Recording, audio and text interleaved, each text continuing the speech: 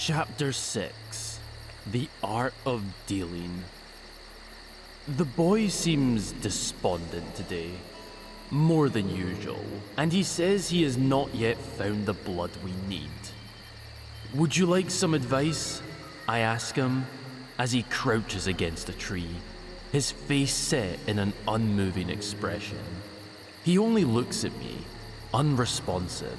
I see trauma in his eyes. I crouch as well, bringing myself to his level. You must set aside your bias, your empathy, your love.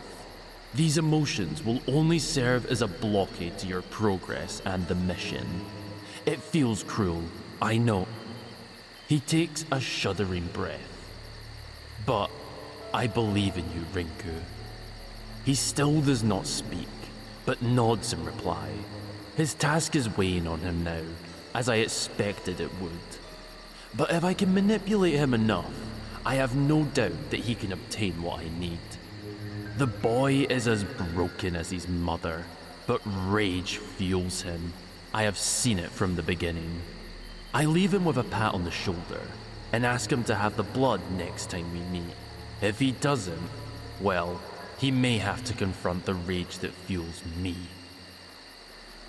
I am still unclear on a path ahead regarding Yaken and her despicable plot against me. The deal she mentioned she has with Utsu has been heavy in my thoughts, and I must learn more.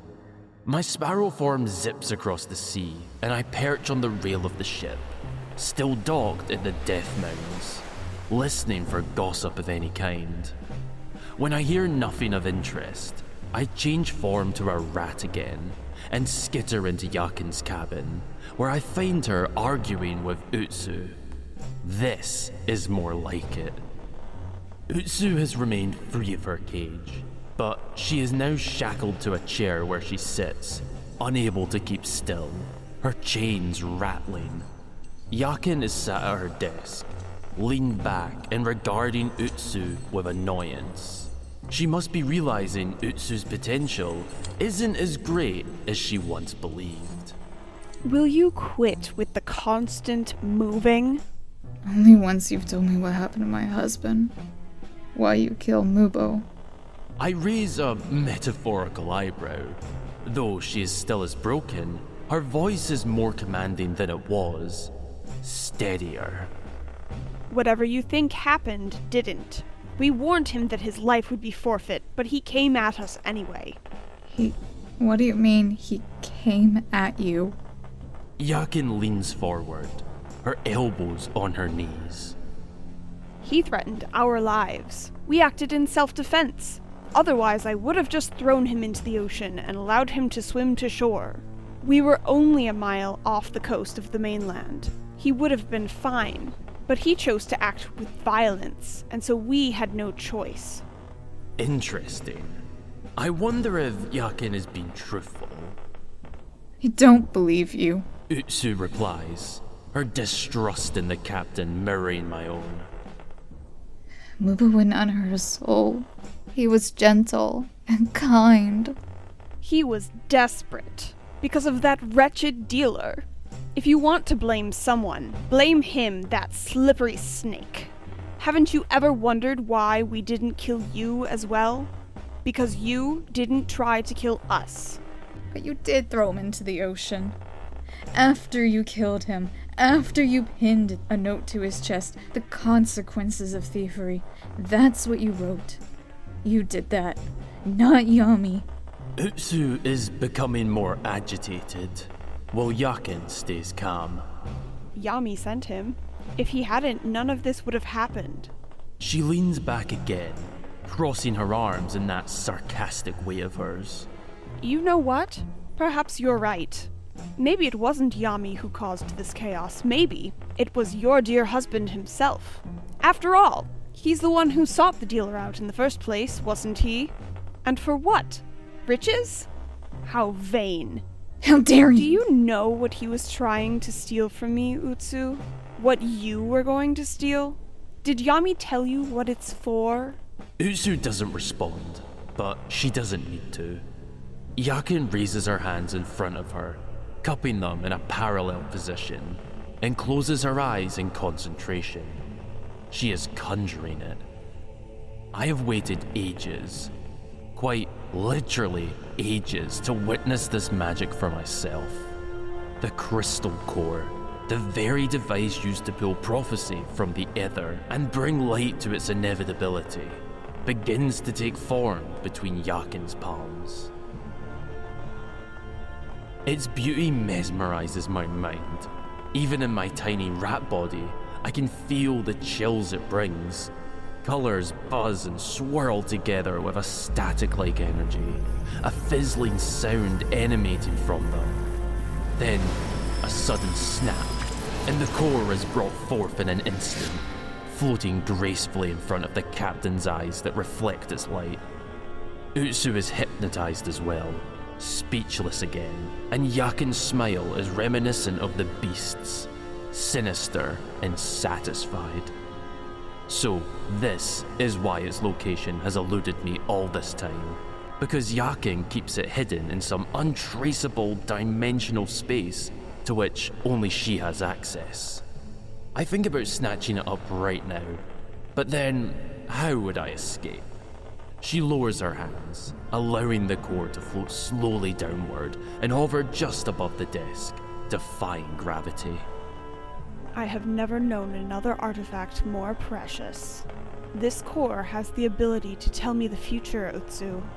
Its power is not fully understood even by me, the only chosen person alive who can wield its magic. But it has served me well over the years, given me an edge over my enemies, comforted me in my most dire moments. She smiles again, this time more serene. Would you like to see what it can do? Is she attempting to trick Utsu? Without waiting for an answer, she calls in the fish, who drag 3 Hylian men into the cabin with them. Each of them looks disheveled and skinny, like Utsu. They must have been locked up behind one of the other barred doors down the hall, for who knows how long. Yaken has acted as though they didn't have enough souls from which to harvest hollows. Did she lie to me? My answer comes in the form of a magic that I've wanted to see performed for as long as I've known the Shuin to exist. Yaken raises the crystal core high into the air and mumbles some kind of language I do not recognize. One of the Hylians is lifted up, his chest bulging outward as though something is violently tugging at it, and as he grunts in pain, an orb, reddish purple in color and glowing, is sucked from his body and transferred into the crystal core. As he collapses, the other Hylians balk in fear. Wells, no! Utsu shouts. Perhaps they had become friends, but it matters not. Within seconds, the 3 beings are dead on the floor of Yaken's cabin, their souls sucked from them. Yaken wastes no time, and somehow instigates an unseen process, wherein only she can see the prophecy that is foretold. At first her eyes light up in recognition of something. Then they darken. When it is over, she again lowers the core to its hovering position over the desk, and huffs in anger. That's a liar. She hisses. He told me he was taking care of the goddess. Ironic that she calls me a liar, given that she tried to trick me into getting her hollows she didn't need. But I must know what she saw. My impatience grows to an unbearable height as Yaken simply snarls. Then, as though waking up from a dream, Utsu speaks. This is what you want me to do for you? Find you people to murder? Oh, don't act so naive, Utsu. I told you, if you do what I ask, I will send you home to your children. Isn't that worth a few unworthy souls? Those men were drunkards and thieves. Useless. Just like Yami. Utsu's expression is full of despair, but she seems to gather herself for a moment. I knew Wells. He was from home. He was a good man, with a family. This is madness. She frowns, squinting her eyes. What did you see just now? Who is a liar? If you want me to do this, you will tell me what's going on. Yaken sighs, exasperated. Take her back to the cell. She says to the fish, who act on her order without question. Utsu struggles and screams obscenities at Yaken, but the captain only sits back in her chair and crosses her arms again. Osoi enters the cabin, questioning what Yaken saw. I await her answer, beyond eager. Finally, she looks up with the fire in her eyes and tells him. A battle between the beast and a goddess. She is going to try and destroy our Lord Ganon.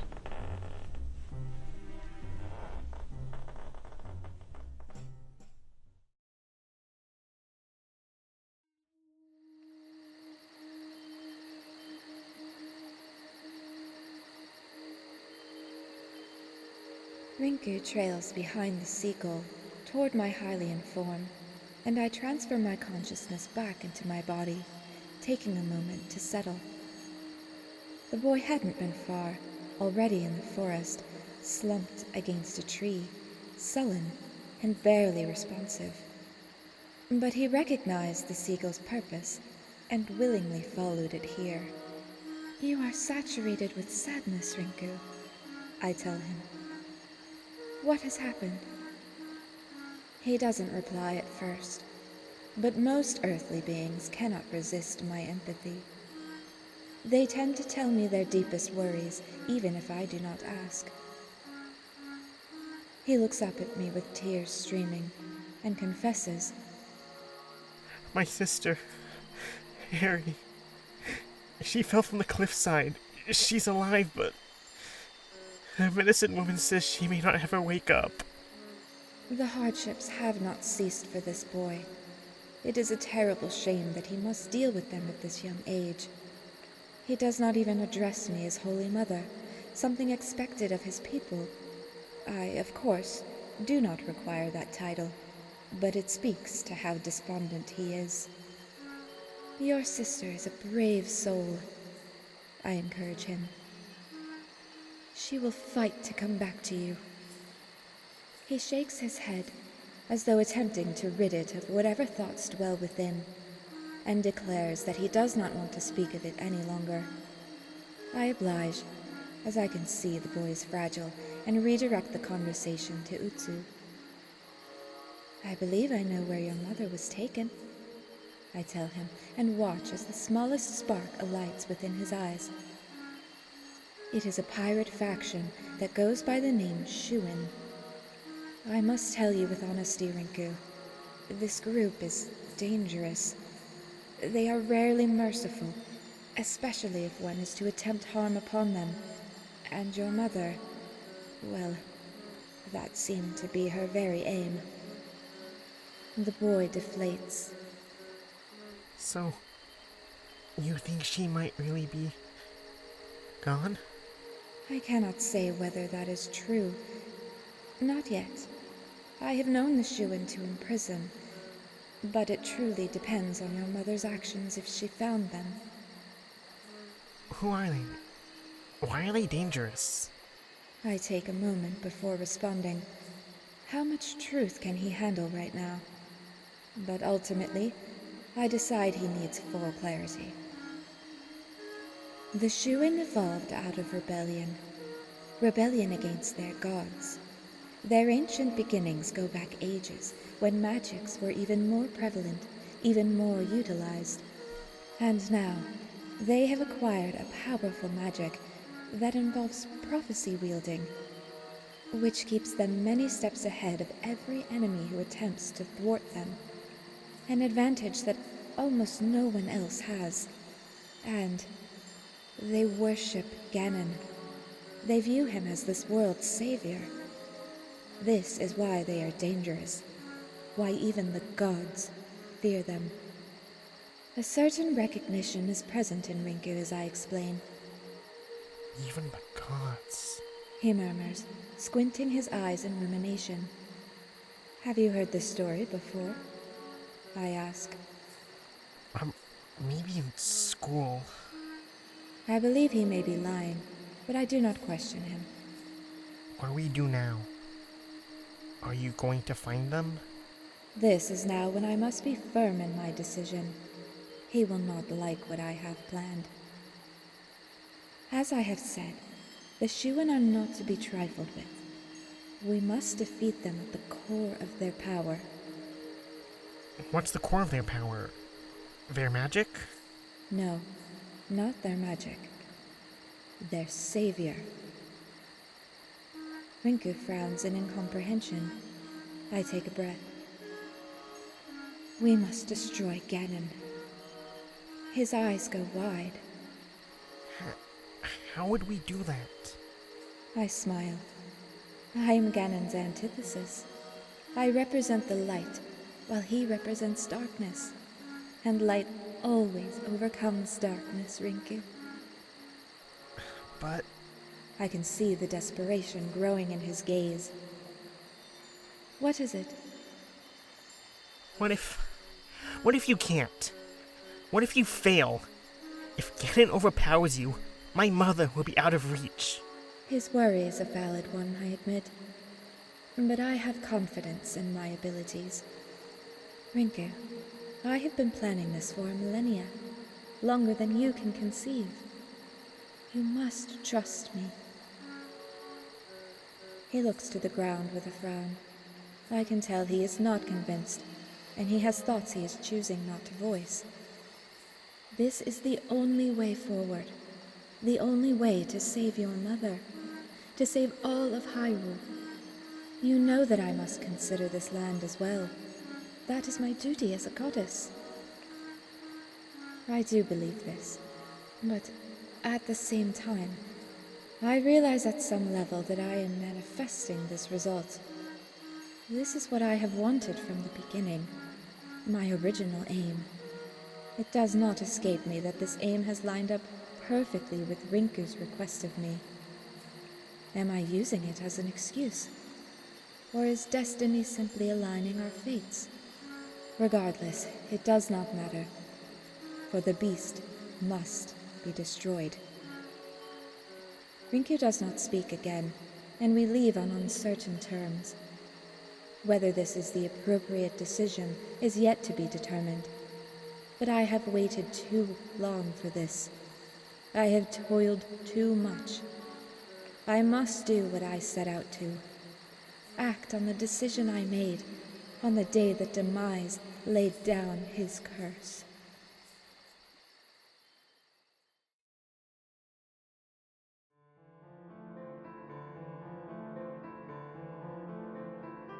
Aerie's chest rose and fell, and yet she seemed dead. Gone. Trapped in some other dimension, maybe. Rinku didn't know where she was. But she certainly was not here with him right now. He had lost her. He had lost a lot. Everyone in his life that he loved. Every part of him that gave him purpose. Without Aerie awake and herself, he wasn't sure whether the Three's mission was as important anymore.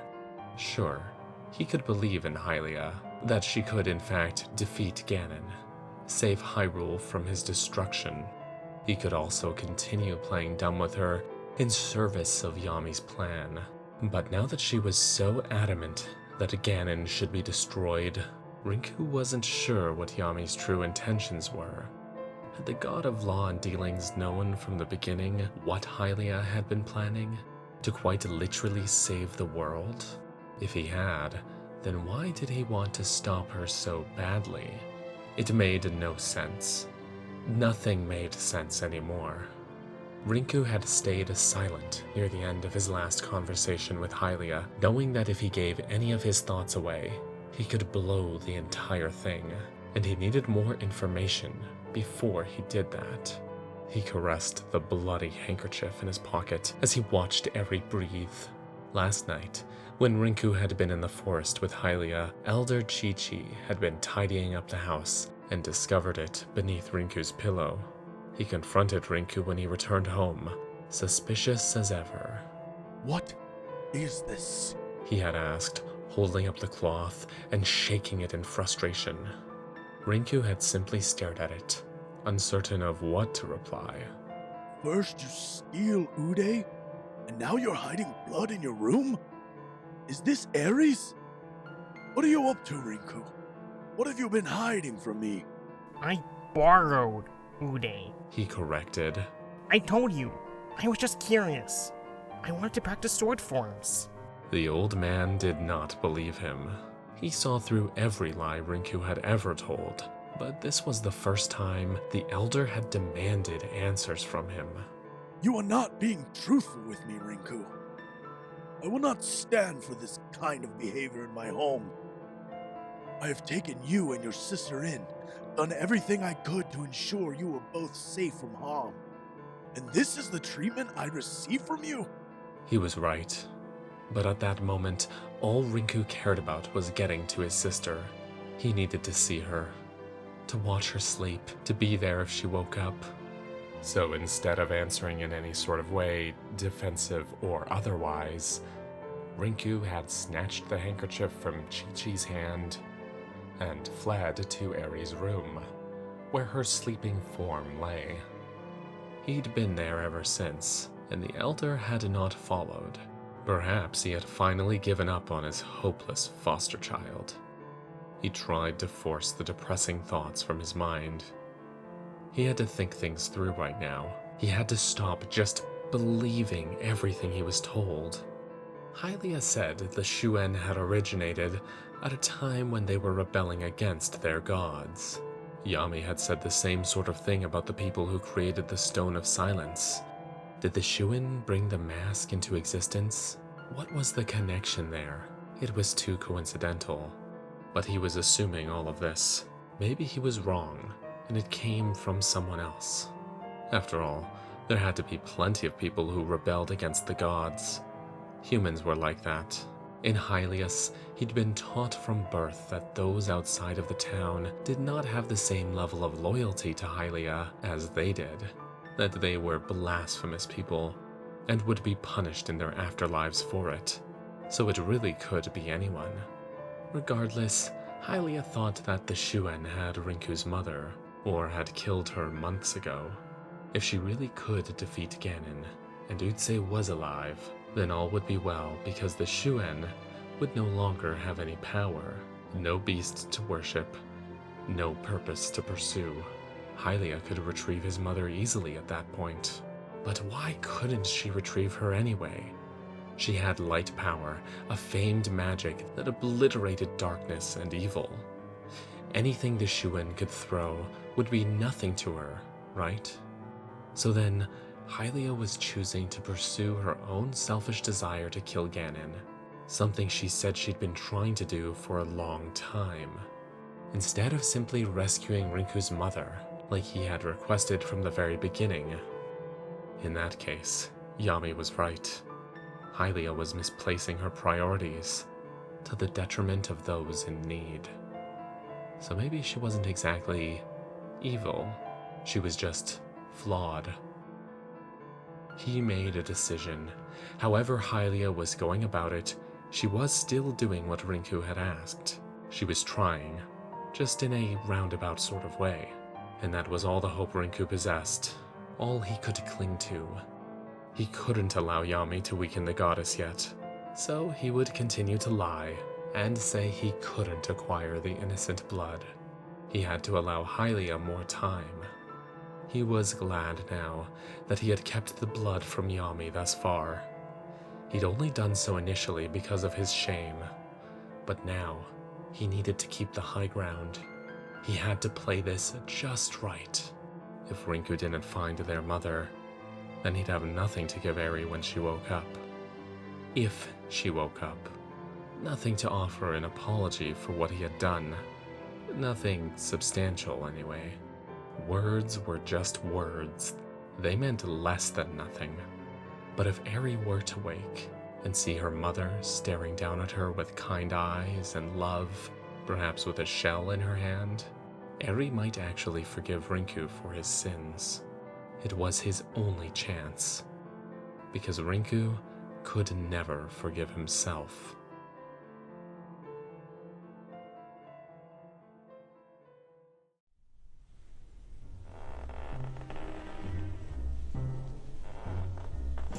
Osoi's cabin smells of liquor and squalor, unsurprisingly. However rich he is, he certainly does not present that way, which perhaps helps him in the long run.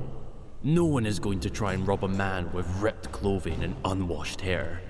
He has put all of his money into his home on the island, and towards his child.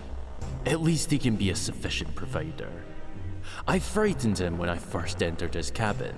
He had been trimming his beard and jumped so violently, he cut his cheek. Now, as he bandages it and winces, he answers the question I arrived with. Yami, I'm not gonna lie and say I think the captain has all of her marbles secure. But I do trust her as a captain, and she trusts me. I don't think I can betray that trust without feeling the shame of it. He finishes bandaging and turns to me, apologetic. Osoi, how much do you trust me? Oh, don't do that, brother. Of course I trust ya. Then you must do as I ask. I am not requiring you to take any action, just to listen on as much as you can, and report back to me when I return. That is all. Brother, I say as an afterthought. I can see his expression shifting in indecision. He is torn between two authority figures he admires. But he does not have to choose. He can be loyal to both. He lets out a hefty sigh. Alright, Yami. I'll see what I can see. But only because I respect you so much. You are my brother, and I owe ye everything. It's the least I can do. But you can't go making any moves against me mates, ya hear? This be for information only, savvy? I nod in appreciation. No moves, Osoi. Just information, indeed. Moves will be made eventually, but I will justify them to the scallywag, and he will take it on faith. Trust is a powerful thing. For now, I must prevent Hylia's moves. I take my leave from Osoi, allowing a suffocating hug from him, and shift into sparrow form to find her. She will go to where the beast resides, in the castle, but it is covered in malice, untouchable. How will she get to him? When I arrive, I circle the spires, searching for evidence of her, but all I can see is the malice and Ganon's minions marching the grounds. Then, as I make wider sweeps around the castle, I see two figures from down below me in Hyrule Field. A small, Hylian-shaped woman, and a larger Gerudo male, towering over her, facing off. Somehow, she had lured him out here. I admit, the goddess does still tend to surprise me these days, even after knowing her for so very long. I perch on a nearby tree and try to listen in. They are speaking to each other in a calmer way than I expected, their voices carrying on the wind. Hylia addresses him as wielder of darkness and hate, and the Gerudo laughs in her face.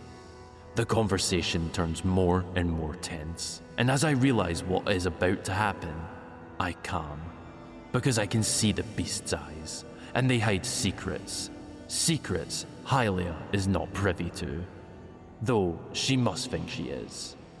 I recognize that look because I have expressed it myself. As the goddess aims her first beam of light at him, Ganondorf, the king of evil, easily dispels it. What commences as an unprecedented battle that no one, not the goddess herself, and not even the omniscient Yaken, could have ever foreseen.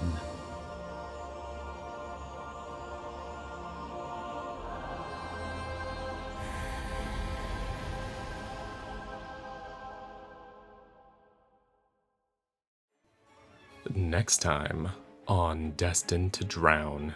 Out of the darkness strides a familiar form. Tall, broad-shouldered, sneering.